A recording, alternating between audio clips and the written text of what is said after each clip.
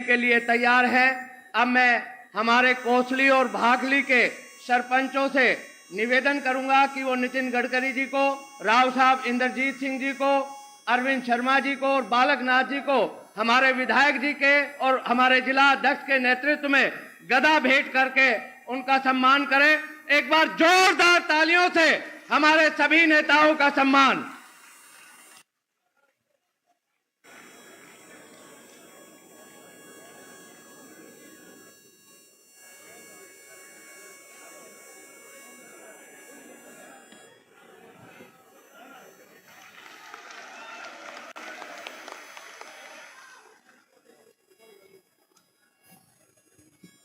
अब मैं भाजपा के पूर्व राष्ट्रीय अध्यक्ष और केंद्रीय मंत्री तथा देश भर में सड़कों और पुलों और फ्लाईओवरों का जाल बिछाने वाले एक ऐसे राष्ट्रभक्त नेता जिनकी ईमानदारी, निष्पक्ष कार्यशैली तथा समर्पण की तारीफ समूचा आज विपक्ष भी करता है।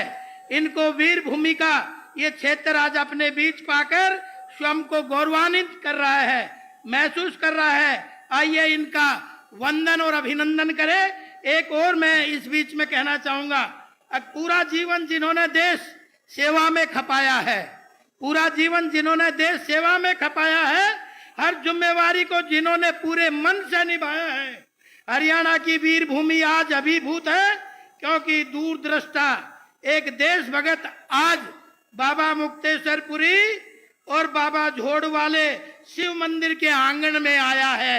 मैं आपका पुनः स्वागत करता हूं, अभिनंदन करता हूं।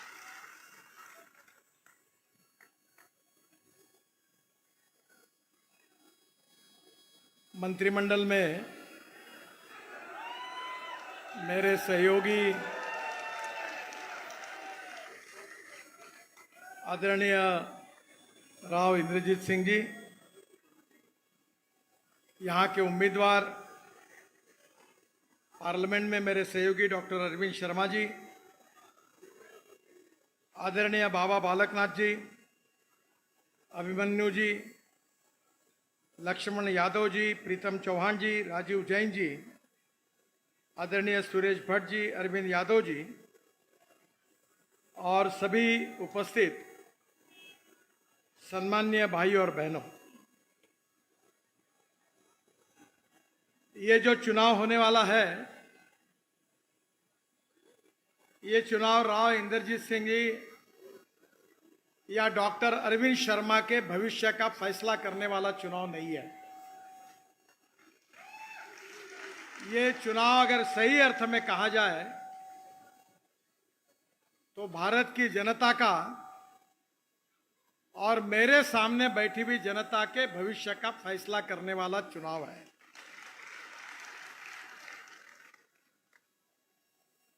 देश के विकास के लिए दो चीजें आवश्यक है। एक तो सही ईमानदार नेता चाहिए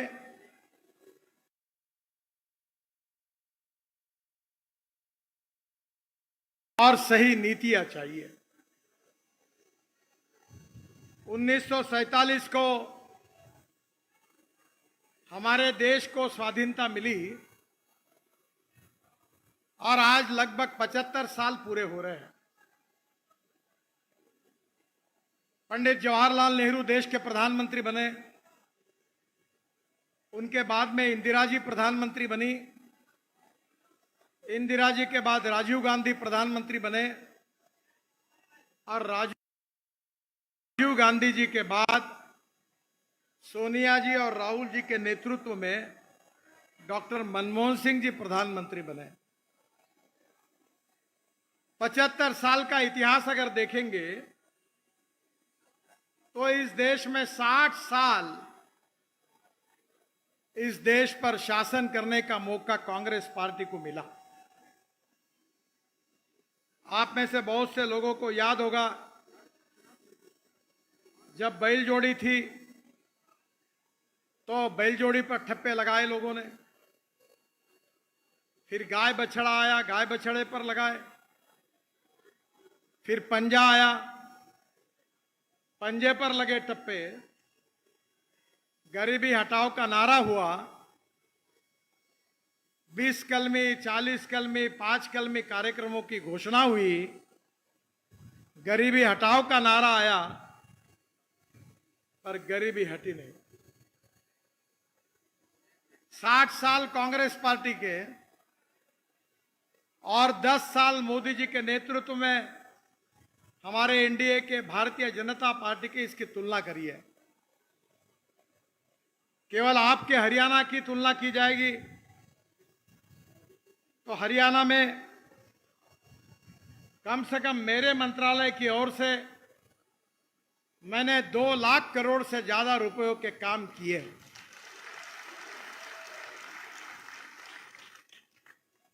वैसे ये जो सब काम हुए हैं, इसमें बहुत बड़ा श्रेय हमारे राव इंद्रजीत जी का है, क्योंकि मैं जब मंत्री बना तो ये दिल्ली जयपुर का हाईवे एक सिरदर्द बना हुआ था और उस समय लगातार समस्याओं को सुलझाकर निर्णय करते हुए हमने समस्याओं को सुलझाकर दिखाया। डॉक्टर अरविंद शर्मा जी ने इस क्षेत्र की अनेक समस्याएं बार बार मेरे सामने रखी और इन दोनों के सुझाव पर यहां काफी बड़े प्रमाण पर काम हुआ है। गुरुग्राम से पटौड़ी रेवाड़ी तक मार्ग जो है 1600 करोड़ का 4 लेन 43 किलोमीटर, यह दिसंबर 2024 तक पूरा हो जाएगा। गुरुग्राम और रेवाड़ी आने जाने का समय 45 मिनट कम होगा।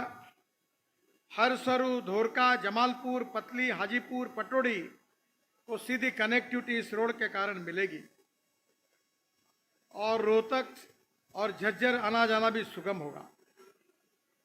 गुरुग्राम में द्वारका एक्सप्रेसवे और केएमपी को भी कनेक्ट करेगा। अरविंद शर्मा जी ने रेवाड़ी बाईपास की बात की थी, मैंने मंजूर किया था 1000 करोड़ का 15 किलोमीटर 4 लेन, यह भी अगस्त 2024 को पूरा हो जाएगा। रेवाड़ी गुरुग्राम में 9 फुट ओवर ब्रिज 22 करोड़ के उन्हीं के मांग पर और राव इंद्रजीत सिंह जी के मांग पर मैंने मंजूर किए हैं, जिसमें रेवाड़ी के मालपुरा, खरखरा, खजूरी, जयसिंहपुर, खेरा गांव में एफओबी और गुरुग्राम के रामपुरा में एनएसजी के पास मानेसर, बिनोला, राठीवा, सिद्धावली में एफओबी और ब्लैक स्पॉट में 4 फ्लाईओवर के भी टेंडर बुलाए हैं, जिसमें पचगांव, राठीवास, हीरो कंपनी, सालावास में भी फ्लाईओवर बनने से सड़क दुर्घटनाएं रुक जाएगी।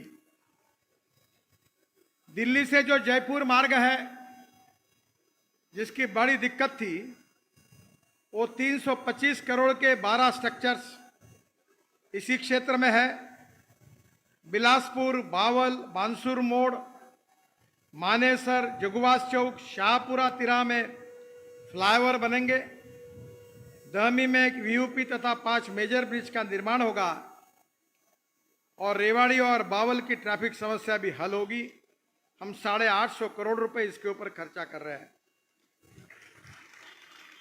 मेरे पास बहुत लंबी लिस्ट है, मैं इंद्रजीत सिंह जी को और डॉक्टर शर्मा जी को देकर चला जाऊंगा। बहनों और भाइयों, मैं आपको इतना ही पूछता हूं, आपने द्वारका एक्सप्रेस हाईवे देखा? अभी तो आधा ही हुआ है, अभी तो टनल बन गई है और ये पूरा काम जब होगा तो वर्ल्ड का state of art project Dwarka express highway ये हरियाणा में होगा, इस बात का आपको अभिमान होगा। द्वारका एक्सप्रेस हाईवे 9000 करोड़ का है, 29 किलोमीटर है, 8 लेन है। हरियाणा हिस्से का 20 किलोमीटर का काम पूरा हुआ है और दिल्ली के हिस्से का 9 किलोमीटर काम 2 महीने में पूरा हो जाएगा। इंदिरा गांधी एयरपोर्ट को बेहतर कनेक्टिविटी होगी और दिल्ली से गुरुग्राम तक का ट्रैफिक जाम का प्रॉब्लम पूरी तरह सुलझाया जाएगा। डीएनडी से दिल्ली मुंबई एक्सप्रेसवे, ये भी बहुत इंपॉर्टेंट रोड है, मैं उसको देख के आया हूं। UR2 8,000 करोड़ का है, नजफगढ़ से नांगलोई तक। बहादुरगढ़ बाईपास तथा बकोली गांव में मुकरबा चौक से सिंधु बॉर्डर होकर इंदिरा गांधी एयरपोर्ट तक की सफर 2 घंटे लगते थे, अब ये सफर केवल 20 मिनट में हो जाएगी। आपके सुविधा के लिए नया एयरपोर्ट जेवर में बन रहा है। हम 3,000 करोड़ का 32 किलोमीटर 6 लेन हाईवे बना रहे हैं, ग्रीन। फरीदाबाद से द्वारका एक्सप्रेसवे होकर इंदिरा गांधी एयरपोर्ट तक कनेक्टिविटी, डीएनडी सोना हाईवे, ईस्टर्न पेरिफेरल एक्सप्रेसवे और यमुना एक्सप्रेसवे पर 3 इंटरचेंज, और ये भी 1 साल के अंदर पूरा होगा। आपको सबको खुशी होगी कि अंबाला कोटपुतली कॉरिडोर 12,000 करोड़ का 313 किलोमीटर 6 लेन पूरा हुआ है, जो हरियाणा के उद्योग विकास के लिए बहुत बड़ा कंट्रीब्यूशन दे रहा है। अंबाला से कोटपुतली के बीच 50 किलोमीटर दूरी कम हुई और यह कॉरिडोर रोहतक, चरखी दादरी, महेंद्रगढ़ और नारनौल से गुजर रहा है। ईस्टर्न पेरिफेरल एक्सप्रेस हाईवे, झगड़ा चल रहा था जब मैं मंत्री बना, सुप्रीम कोर्ट में केस थी। भूरेलाल जी कमेटी सुप्रीम कोर्ट ने अपॉइंट की थी। हरियाणा, दिल्ली, उत्तर प्रदेश सरकार पैसे देने के लिए तैयार नहीं थी। मैंने कहा मत दीजिए पैसे, हम करेंगे। हमने ये 12,000 करोड़ का दिल्ली पेरिफेरल रोड पूरा किया। पलवल से बागपत होकर कुंडली तक यमुना एक्सप्रेस और दिल्ली देहरादून एक्सप्रेस से ये जुड़ेगा।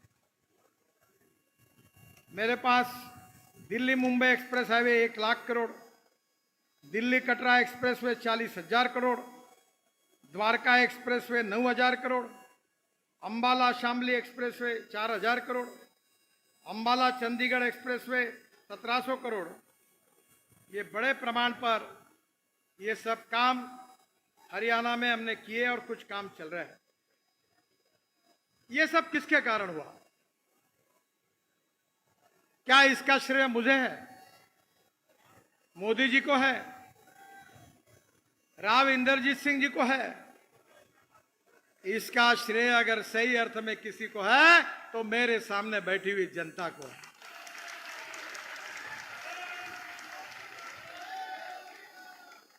आप अगर डॉक्टर शर्मा जी को, इंद्रजीत जी को चुन कर नहीं देते, मोदी जी प्रधानमंत्री नहीं बनते और मुझे मंत्री बनने का मौका नहीं मिलता, तो ये काम कहां से होता?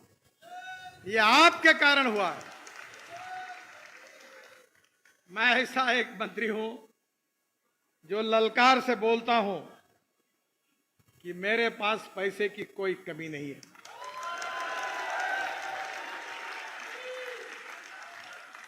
जो कहता हूं वो डंके की चोट पर करता ही हूं। और मीडिया के मित्रों को मैं बताता हूं कि मेरा भाषण रिकॉर्ड कर लो, और मैंने की हुई बात नहीं हुई तो ब्रेकिंग न्यूज लगा देना। पर अभी तक ब्रेकिंग न्यूज लगाने वाला कोई पैदा नहीं हुआ। ये देश सुखी, समृद्ध, संपन्न देश हमको बनाना है। इस देश को दुनिया की शक्ति बनाना है। इस देश को विश्व गुरु बनाना है। गांव, गरीब, मजदूर, किसान का कल्याण करना है और इस देश को दुनिया की तीसरी अर्थव्यवस्था बनाना है। अब आपको पता नहीं होगा, मैं बहुत कम आता हूं। आप क्या, मैं किसान हूं, 3 चीनी मिलें चलाता हूं। और मेरी बात शांति से सुनो, मुझे 9 डॉक्टरेट मिली है, डिलीट, और उसमें से 5 डिलीट जो है वो कृषि विज्ञान में मिली है, एग्रीकल्चर साइंस में मिली है। आज मैं ऊपर से हेलीकॉप्टर से देख रहा था, अगर हमारी कोई समस्या है तो पानी की समस्या है। दौड़ने वाले पानी को चलने के लिए लगाओ, चलने वाले पानी को रुकने के लिए लगाओ, और रुके हुए पानी को जमीन को पीने के लिए लगाओ। गांव का पानी गांव में, खेत का पानी खेत में, और घर का पानी घर में। जैसे कोई व्यक्ति, अभी बात हुई थी ना, कोई सरकारी नौकरी करता है, कोई मिलिट्री में जाता है, और रिटायर्ड होने के बाद अपना पैसा डिपॉजिट करके ब्याज पर अपना उदर निर्वाह करता है। हमारे यहां बरसात में पानी आता है, बह जाता है। अगर ये पानी अगर हम स्टोरेज करेंगे, तो अगर कभी मौका मिला तो महाराष्ट्र में आइए। मैंने इस क्षेत्र में बहुत तालाब बनाए, और एनएचआई के तरफ से नदियों का, नालों का खोरीकरण, रुंदीकरण किया, डैम से मटेरियल निकाला, तालाब से मटेरियल निकाला, और वाटर स्टोरेज कैपेसिटी बढ़ा दी। मेरे क्षेत्र में 10,000 किसानों ने आत्महत्या की थी। मैं नागपुर से हूं, विदर्भ से, और पानी यही हमारी समस्या है। मेरे घर पर 60 एकड़ जमीन है, 3 कुएं हैं, 1 घंटा पंप चलता था। अब मैंने आपके यहां देखा सोलर पंप लगे हुए हैं। मैंने मेरे घर पर 3 सोलर पंप लगाए, 7.5 हॉर्स पावर के। नदी नालों का खोलीकरण किया, रुंदीकरण किया। अब मेरे कुएं 10 घंटे 12 घंटे चलते हैं। सोलर 7.5 हॉर्स पावर के पंप हैं। मेरी पत्नी एमएससी है, वो खेती करती है, और आपको ताज्जुब होगा कि मुझे 1 एकड़ में 88 टन गन्ना हुआ, और 1 एकड़ में 11 क्विंटल सोयाबीन हुआ। अवार्ड मिला। बहनों और भाइयों, आपके यहां वाटर कंजर्वेशन नहीं होता, आप नसीबवान हैं। आप पानी का महत्व इसलिए नहीं समझ सकते क्योंकि आप गंगा और यमुना के पास रहते हो। पानी की दिक्कत क्या होती है, ये गुजरात के आगे आंध्र प्रदेश, कर्नाटक, केरला, तमिलनाडु, महाराष्ट्र, ओडिशा, छत्तीसगढ़, मध्य प्रदेश, यहां कितनी दिक्कत है। मैं वाटर रिसोर्सेस मंत्री था, और किसान होने के नाते जल सिंचन मेरा रुचि का विषय था। 1970 से राज्यों में झगड़े थे। हरियाणा, पंजाब, उत्तराखंड, हिमाचल, कश्मीर, राजस्थान, दिल्ली, प्रोजेक्ट अटके हुए थे। मैंने 23 में से 17 प्रोजेक्ट क्लियर कर दिए। लखवाड़ बहुउद्देश्य परियोजना 6,000 करोड़ की, रेणुकाजी बांध परियोजना 5,000 करोड़ की, किशोर बांध परियोजना 12,000 करोड़ की, जो हरियाणा, दिल्ली, राजस्थान, उत्तराखंड, हिमाचल प्रदेश, उत्तर प्रदेश, मैंने इनके बीच में समझौता कराया।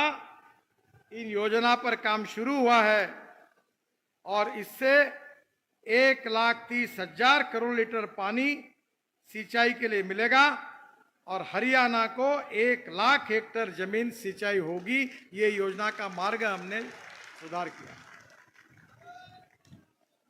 मैं आपको बताना चाहता हूं, अभी मैंने एक देखा, एक ने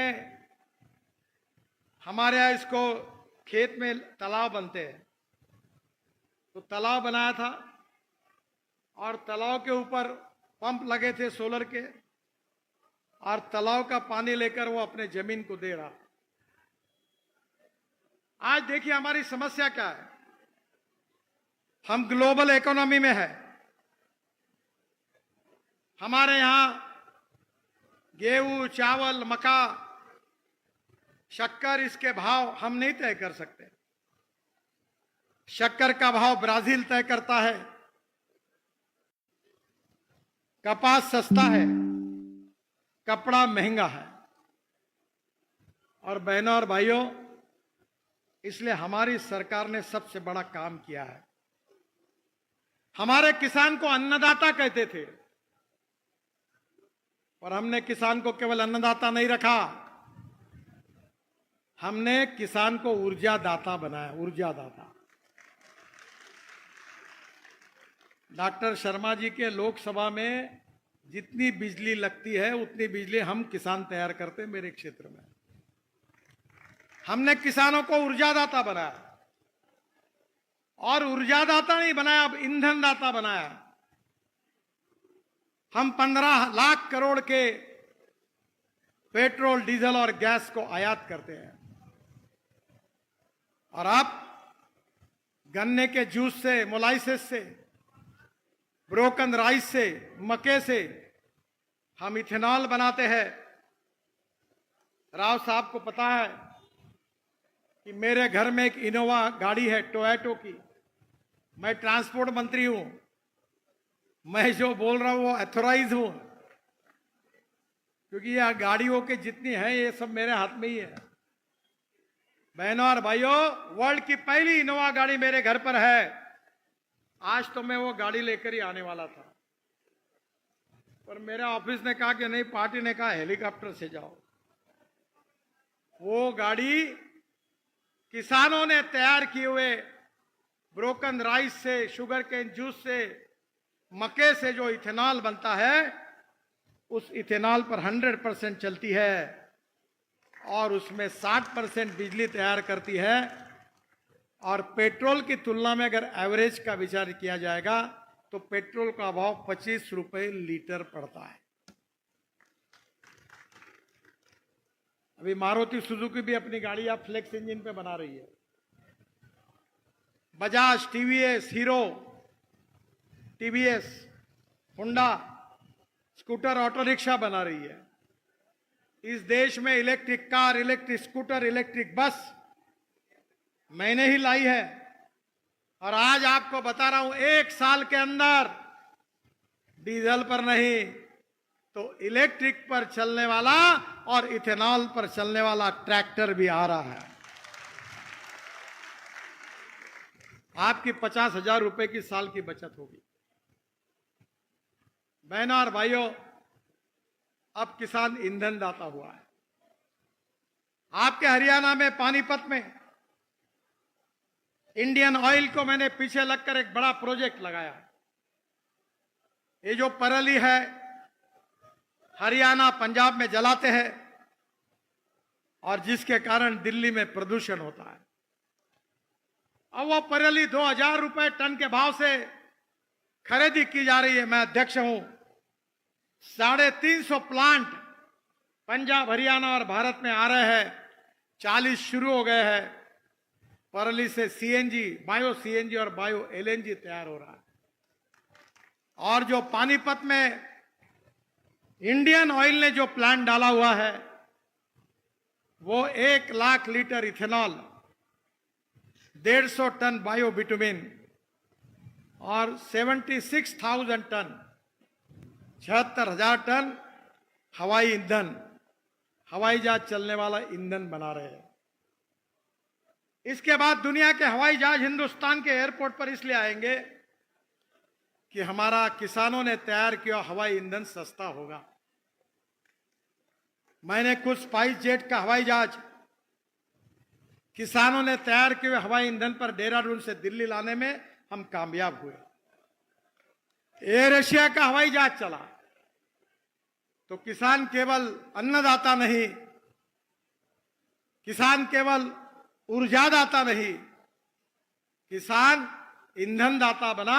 अब किसान हवाई ईंधन दाता बन रहा है और बिटुमिन दाता बन रहा है। यह हमारे सरकार ने किया है। बहनों और भाइयों, गांवों का विकास करना है, देश का विकास करना है, गरीबी, भूखमरी, बेरोजगारी को हटाना है और गांवों को समृद्ध और संपन्न बनाना है। केवल स्मार्ट शहर नहीं, स्मार्ट विलेज भी बनाने हैं। इस देश में जो 60 साल में कांग्रेस पार्टी नहीं कर सकी, वो मोदी जी के नेतृत्व में भारतीय जनता पार्टी ने 10 साल में करके दिखाया। और इसलिए मैं आपसे अनुरोध करने के लिए आया हूं कि आपके क्षेत्र के विकास के लिए आदरणीय डॉक्टर शर्मा जी ने आपके विकास कामों के लिए लगातार मेरा पीछा किया और ये काम करके दिखाए। राव इंद्रजीत सिंह ने हमारे दिल्ली जयपुर से 10 साल से सब काम बार बार मेरे पास कम से कम 25 बार 30 बार वो आए होंगे और राव साहब बताएंगे कि मैंने उनको 1000, 2000, 5000, 10,000 करोड़ ऐसे दिए। कभी मैंने नहीं कहा। मैं मजाक में कहता हूं कि जैसे द्रौपदी की थाली थी वैसे एक थाली मेरे पास है। आप मुझे ज्यादा जानते नहीं हो। मैं 95 में मुंबई में मंत्री था, तो मैं समुद्र में, आप कभी मुंबई जाओगे तो आपने देखा होगा एक वर्ली बांद्रा सीलिंग प्रोजेक्ट मैंने बनाया, 55 उड्डान पुल बनाए, पुणे मुंबई हाईवे बनाया, एक्सप्रेस हाईवे बनाया। मेरे पास 5 करोड़ रुपए थे। पैसा खड़ा किया और हाईवे बनाए, पैसा चुका दिया। अभी मेरे इनविट मॉडल में मुंबई स्टॉक एक्सचेंज में मैं गया था, हमें पैसा खड़ा करना था, 7 दिन का टाइम था। 7 घंटे में 7 टाइम्स ओवर सब्सक्राइब हो गया, पैसे की बारिश आई। इस देश में पैसे की कमी नहीं है। इस देश में ईमानदारी से देश के लिए काम करने वाले नेताओं की कमी है। मैं 10 साल में 50 लाख करोड़ के काम कर चुका हूं। कोई माई का लाल कह नहीं सकता, कोई कॉन्ट्रैक्टर कभी मेरे पास अपने कॉन्ट्रैक्ट को क्लियर करने के लिए मेरे घर पे आने की किसी को जरूरत नहीं पड़ी। 1 रुपए का करप्शन नहीं हुआ, क्योंकि हमने ईमानदारी से काम किया। हमारी इतिहास, हमारी संस्कृति, हमारी विरासत हमारी प्रेरणा है। हमारी मातृभूमि, हमारी मदरलैंड, हमारा देश हम सर्वोपरि है। हम 2-4 रहे न रहे, तेरा वैभव अमर रहे मां, ये हमारा विचार है। हम देश के लिए काम करते हैं, गांव गरीब मजदूर किसान के लिए काम करते हैं। और मैं तो 75 में इमरजेंसी नहीं आती तो राजनीति में नहीं आता। जयप्रकाश जी के आह्वान पर राजनीति में आया। स्टूडेंट लीडर था। जॉर्ज फर्नांडिस और अटल बिहारी वाजपेयी जी का मुझे यंग एज में बहुत प्रेम मिला। आपके यहां की सबसे लोकप्रिय योजना है गांव को जोड़ने वाली प्रधानमंत्री ग्राम सड़क योजना। यह भी बनाने का सौभाग्य मुझे मिला। वाजपेयी जी ने मेरे पर काम सौंपा था, मैंने वो योजना बनाई। और मैं विश्वास से आपको बताना चाहता हूं, जो जो कहा हमने वो किया है। हम देश की गरीबी को दूर करना चाहते हैं, युवाओं को रोजगार देना चाहते हैं। आपके यहां बहुत सी बातें होती है, मैं तो कोई जानता नहीं इस बात को। मैं भी पार्लियामेंट के लिए खड़ा होता हूं। जहां अभी तक अनेक बार कांग्रेस से जीती, वहीं मैं जानबूझकर खड़ा होने के लिए गया। अडवाणी जी, सुषमा जी, बहुत नेताओं ने मुझे कहा तुम चुनाव हार जाओगे, वहां क्यों जा रहे हो? मैंने बोला यहीं से लड़ूंगा। तो वैसे भी मैं जाट तो नहीं हूं, पर स्वभाव से जाट हूं। तो मैंने हमारे लोगों को कहा कि जो करेगा जात की बात, उसको कस के पड़ेगी लात। याद रखना, आदमी उसकी जात से बड़ा नहीं होता, उसके गुणों से बड़ा होता है। जात, पंथ, धर्म, भाषा से व्यक्ति बड़ा नहीं होता, उसके कार्य, कर्तृत्व और गुणों से बड़ा होता है। इस समाज का जातिवाद, सांप्रदायिकता को हटाकर मानवता के आधार पर टेक्नोलॉजी, ज्ञान, विज्ञान, तंत्र विज्ञान, इनोवेशन, रिसर्च, इसका उपयोग करके हमें देश को दुनिया की महाशक्ति बनानी है। यही हमारा सपना है। और यही हमारा कार्यक्रम है। 10 साल में बहुत कुछ हुआ है, और जो हुआ वो तो केवल ट्रेलर है, ट्रेलर। असली फिल्म शुरू होना बाकी है।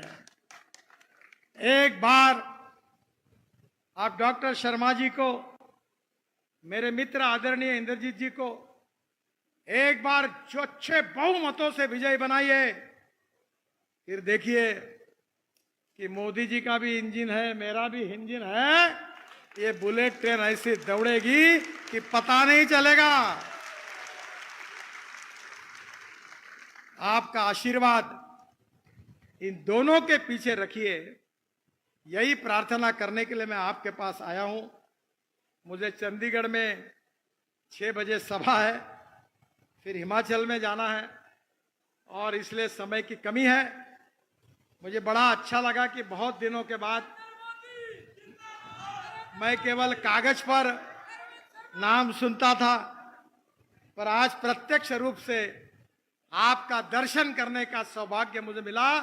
मैं यहाँ की जनता को हृदय से बहुत बहुत शुभकामनाएं, शुभेच्छाएं देता हूं। भारतीय जनता पार्टी को जिताइए और इनको आशीर्वाद दीजिए, यही प्रार्थना करता हूं। मेरे साथ जोर से कहिए, भारत माता की, भारत माता की, भारत माता की। धन्यवाद। धन्यवाद मंत्री जी। हमारे बीच में महावीर गुड्डू जी पद्मश्री अवार्डेड 221 तीर्थ स्थलों का जल लेकर आए हैं, जो गडकरी जी को दे रहे हैं। हमारे बीच में वीर सिंह यादव, कैप्टन वीर सिंह यादव जी, पूर्व सैनिक कल्याण संगठन, मोदी जी को